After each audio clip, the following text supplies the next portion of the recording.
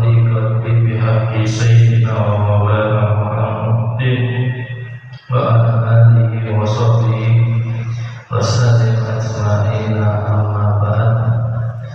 قال سيد الإمام يحيى بن شرف الدين النووي رحمه الله ورحمة الآخرة ونفعني ونفعنا وإياكم بعلوم في الدارين آمين وبه إليه نقول.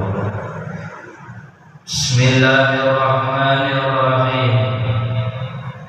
قال فأخبرني عن الإحسان.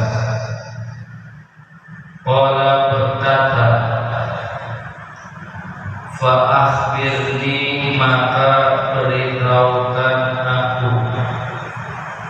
Qala berkata, fa'akhbirni maka beritahukan aku anil ihsan, tentang ihsan.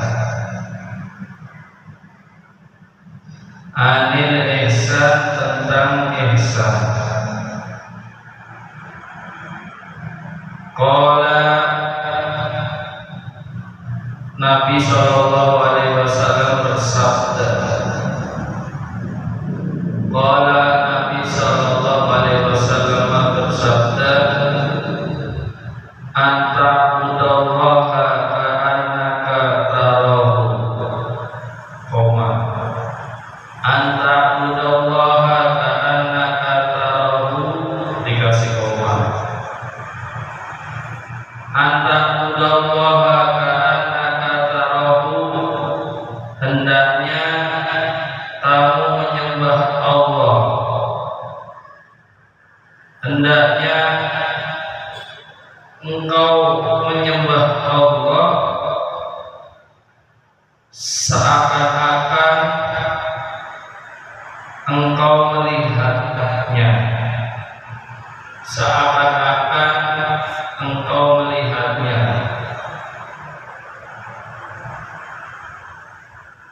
Fa in lam takun tarahu, fa in lam takun tarahu, maka jika tidak bisa kamu melihatnya, maka jika tidak bisa seakan-akan kamu melihatnya, maka jika tidak bisa seakan-akan kamu melihatnya, maka jika tidak bisa seakan-akan kamu melihatnya, fa innahu yaraka, maka sesungguhnya dialah Allah yaraka, melihatmu. Fa innahu, maka dialah Allah yaraka, melihatmu. Fa innahu, maka dialah Allah yaraka, melihatmu. Masih di dalam hadis yang kedua daripada kitab hadis Al-Arba'in An-Nawawi. Di dalam isi hadisnya, qala fa akhbirni anil ihsan. Di sini malaikat melanjutkan tentang pertanyaan-pertanyaan yang diajukan, yang ditanyakan kepada Rasulullah sallallahu alaihi wasallam. Pertanyaan yang pertama kemarin sudah kita bahas, yaitu akhbirni anil Islam. Pertanyaan tentang pemberitahuan tentang bagaimana Islam itu.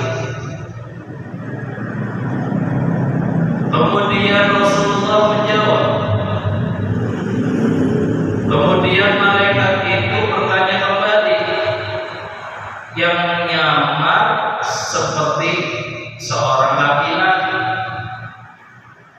Bertanya kembali tentang apa? Beritahukan seperti apa iman itu. Beritahukan seperti apa iman itu. Islam ya rukun Islam, iman ya rukun iman, isinya. Kemudian setelah Rasulullah menjawab, kemudian bertanya kembali. Kemudian malaikat itu bertanya kembali, beritahukan tentang ihsan. Beritahukan tentang ihsan itu apa? Nah, kemudian Rasulullah menjawab. Pada kesempatan ini kita akan mengkaji daripada ihsan. Ihsan itu secara bahasa itu mempunyai arti sebuah kebaikan. Beritahukan aku, ihsan itu apa? Kalau di bahasa Indonesia, beritahukan aku suatu kebaikan. Ya. Qala antaqullahu ka'annaka tarah. Kemudian Rasulullah sallallahu alaihi wasallam menjawab dengan definisi ihsan itu apa? Jadi ihsan itu adalah apa? Menjadikan diri kita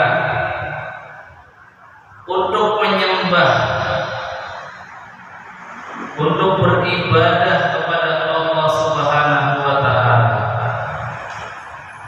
Di dalam kita ketika menyembah Allah, beribadah kepada Allah, itu jadikan diri kita itu seakan-akan kita melihatnya. Ketika seakan-akan kita melihat Allah Subhanahu wa Ta'ala itu hadir. Ya. Artinya melihat, kita benar-benar merasa kehadirannya Allah Subhanahu wa Ta'ala. Kita hadirkan di dalam hati kita muraqabatillah, kedekatan kita dengan Allah Subhanahu wa Ta'ala. Kita hadirkan di dalam sholat kita, ya, merasa dekat dengan Allah Subhanahu wa Ta'ala. Kemudian kita hadirkan di dalam hati kita musyahadatillah, kesaksian pada Allah Subhanahu wa Ta'ala. Kita benar-benar merasakan Allah Subhanahu wa Ta'ala mengawasi kita, ya, melihat diri kita, memperhatikan diri kita, musyahadah kita.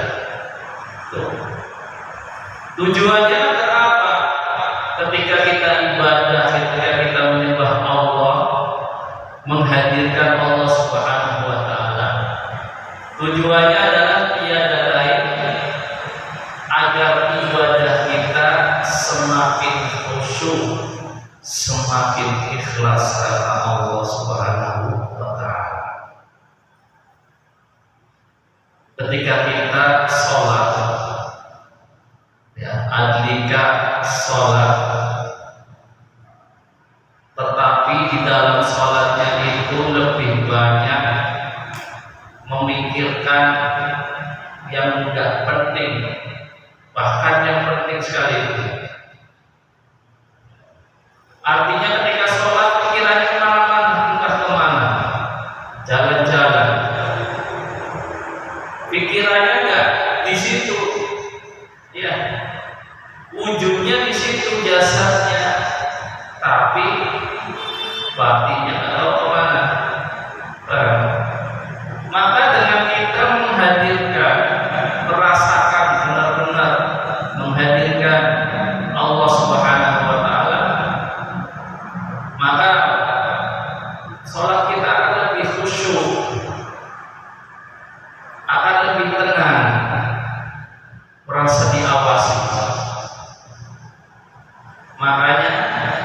Di dalam doa iftitah itu apa? Inni wajjahtu wajhi. Sesungguhnya aku sedang berhadap-hadapan dengan siapa? Dengan Allah Subhanahu wa Ta'ala. Dengan Allah Subhanahu wa Ta'ala. Kita sedang berhadapan. Harusnya apa? Sholat kita harus lebih khusyuk. Ya. Seperti ketika ujian sholat. Sekolah biasanya kan ada ujian praktek sholat. Kalau ujian praktek sholat itu gimana kira-kira? Pasti pikirannya fokus, jiwanya tenang. Biar apa? Biar dapat nilai bagus ujian sholat itu kan. Harusnya apa? Itu ujian hanya sebatas mendapatkan nilai. Harusnya apa? Dari ujian itu kita bisa fokus, ya, kita bisa jiwanya itu tenang, khusyuk sholatnya, ya. Artinya bukan hanya gerakannya salah, tapi hatinya juga benar. Dari hasil ujian itu harusnya apa? Praktek langsungnya ibadah kita sehari-hari, sholat 5 waktu kita harus bisa seperti itu. Paham ya? Itu contoh gambaran saja. Ya, ketika kalian menghadapi ujian praktek sholat, pasti fokusnya luar biasa. Bagaimana caranya agar nilainya itu baik, nilainya itu bagus? Padahal itu hanya nilai, tidak terhitung pahala karena itu ujian praktek, kan sholat secara khusus, secara sahnya hanya praktek. Paham ya? Bagaimana dengan yang benar-benar kita beribadah dalam sholat? Maka itu adalah hadiah kita kepada Allah Subhanahu wa Ta'ala. Makanya di antara agar ibadah kita bisa lebih khusyuk, bisa lebih tenang, bisa lebih ikhlas karena Allah, hadirkan Allah bersama kita. Ittaqillaha haitsu ma kunta. Selalu tanamkan di dalam diri kita itu takwa. Jadi ihsan itu ya, kita itu selalu bertakwa. Dimanapun kita berada, kita selalu punya rasa takut yang selalu kita bawa.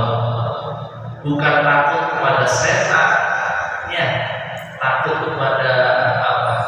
Kuntil anak.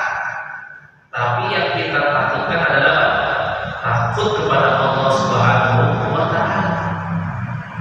Takut dalam artian apa? Jika saya meninggalkan apa yang diperintahkan, saya takut Allah akan murka, Allah akan berpaling dariku, Allah akan menjauh dariku, sehingga saya tidak bisa mendapatkan rahmat Allah Subhanahu wa Ta'ala. Itu yang kita takutkan. Paham ya?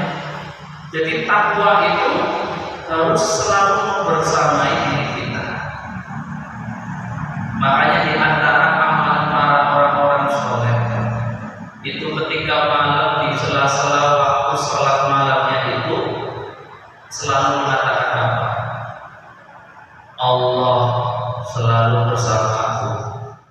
Allah selalu menyaksikanku. Allah selalu mengawasi diriku. Itu diulang-ulang, bahkan diajarkan kepada anak-anak untuk menanamkan apa? Memang benar-benar Allah itu, ya, selalu melihat kita. Jika kita merasa risih karena diawasi CCTV, padahal CCTV itu apa? Ada jangka waktunya, ada 24 jam terus nyala.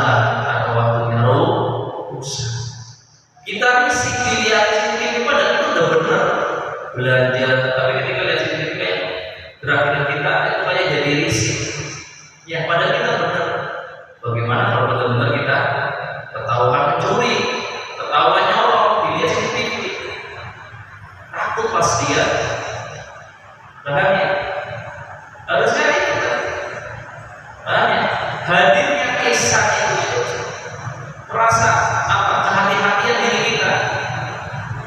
Benar-benar Allah selalu mengawasi kita.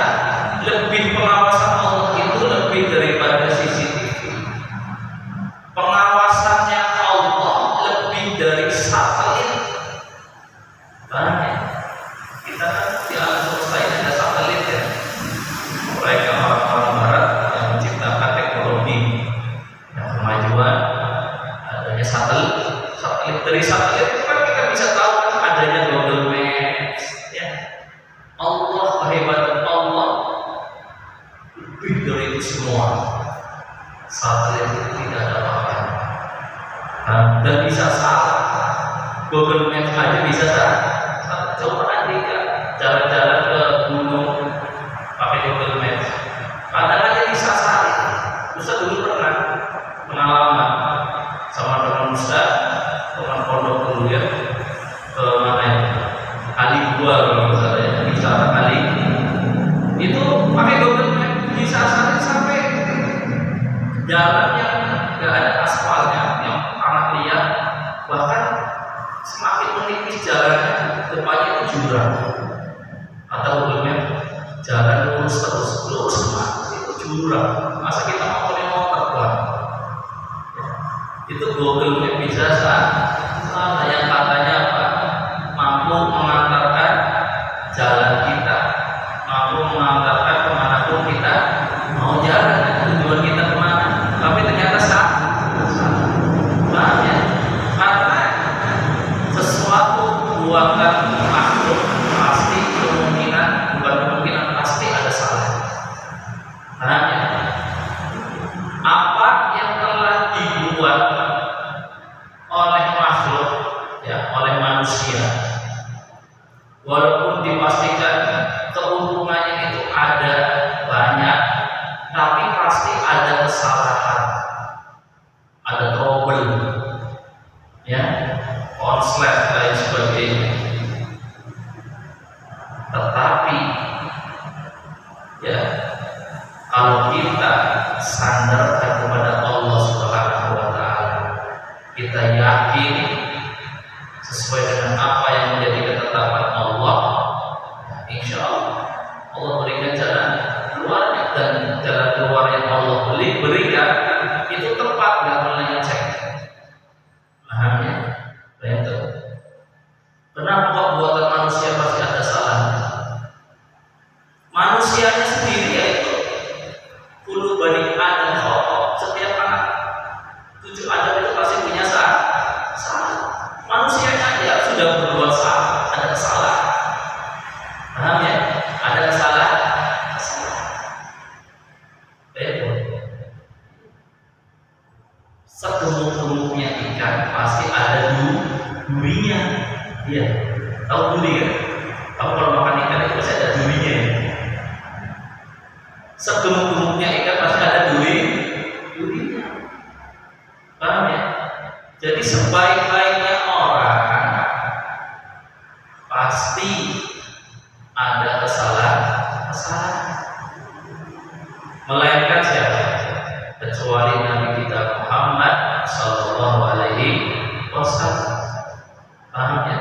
Nabi kita Muhammad Sallallahu Alaihi Wasallam itu adalah maksum yang benar-benar terjaga daripada kesalahan, daripada dosa.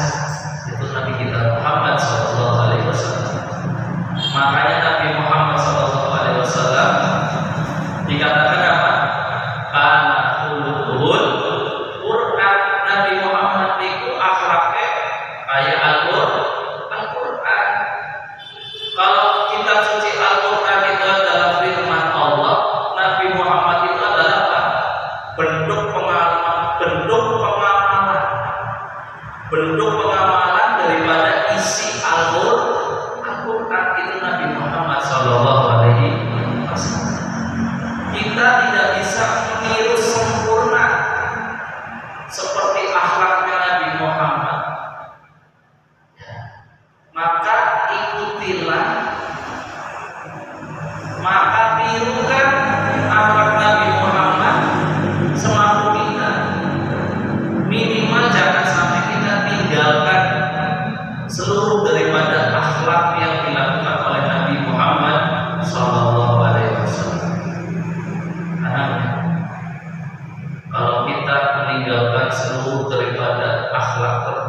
Nabi Muhammad. Berarti otomatis apa yang kita lakukan ya, kesalahan, mengandung kesalahan, mengandung perbuatan dosa. Paham ya? Walaupun kita sendiri artinya memang sudah diklaim apa? Setiap anak cucu Adam itu pasti punya salah. Sebaik-baiknya kesalahan adalah yang mau kembali, yaitu bertobat kepada Allah Subhanahu wa Ta'ala. Lalu bagaimana semisal ketika kita ibadah kok tidak bisa merasa hadir bersama Allah Subhanahu wa Ta'ala, tidak bisa merasa kehadiran Allah ketika kita ibadah. Nah, di sini Nabi Muhammad SAW melanjutkan, fa in lam takun tarahu fa innahu yaraka. Kalau engkau tidak bisa merasakan hadirnya Allah bersamamu, maka katakan apa?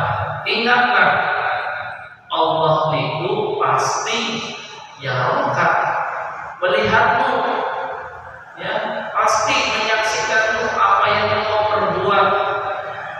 Ibadahmu baik atau enggak, benar atau salah, kemenangan serius apa guyonan, ibadahmu itu dilakukan serius apa itu bermain, ibadahmu itu niatnya karena Allah apa karena yang lain, itu Allah tahu, menyaksikan itu semua. Paham ya?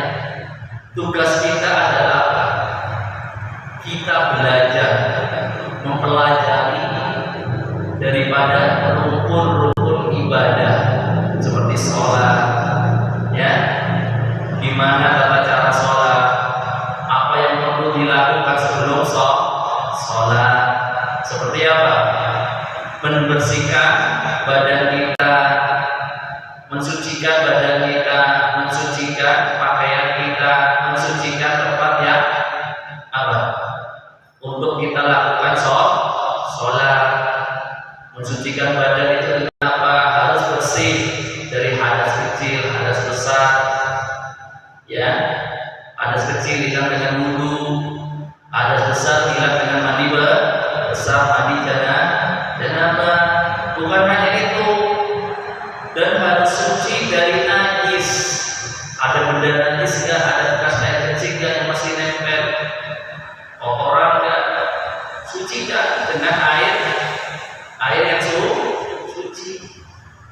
Pakaian kita ada bekas najis nggak? Ada barang najis nggak yang nempel? Sucikan. Paham ya? Tempat kita untuk sholat, ya, ada bekas najisnya di situ, kotoran yang nempel, bekas air kecil atau apa, maka sucikan. Kalau kita cari tempat yang suci, ya. Kemudian apa lagi?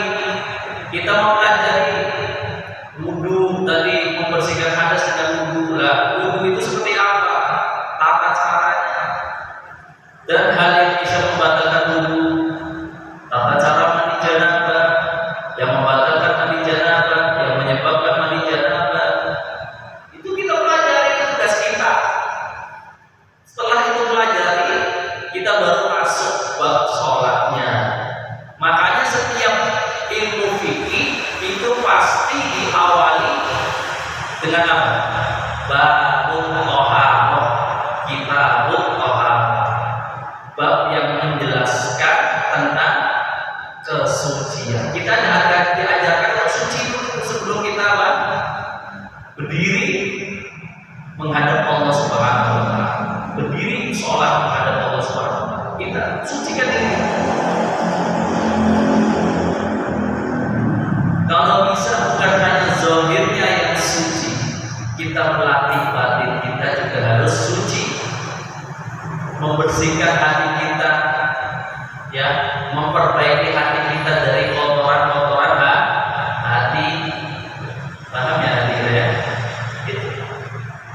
Kita pelajari Tugas kita itu adalah belajar. Ya, belajar apa? Memahami, mempelajari, menghafal, mengerti. Itu sudah. Setelah kita belajar daripada ilmu fikih, bab tentang ibadah, semuanya itu selesai. Ya, kita praktekkan apa yang kita pelajari. Nah, ketika kita sudah mempraktekkan melakukan ibadah sesuai tuntunan syariat agama Islam, ya, yang dirangkum di dalam ilmu fikih, ya, praktek ibadah, maka selebihnya kita apa? Tawakal kepada Allah Subhanahu wa taala. Menyerahkan diri kepada Allah Subhanahu wa taala. Untuk apa? Semoga apa yang saya telah lakukan, sholat maghrib tadi barusan misalkan, terimalah ibadah saya ya Allah. Paham ya? Terimalah ibadah saya. Memohon kepada Allah, ya Allah, terimalah sholat yang barusan saya lakukan.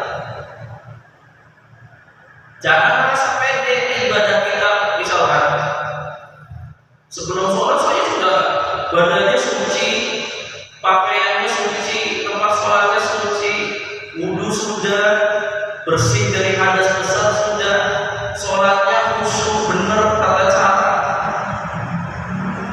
Jangan itu menjadi sebuah jaminan. Kadang ada orang itu apa ya? Merasa sholat itu sudah benar, tapi menyalahkan, suudzon, berburuk sangka terhadap ibadahnya orang lain.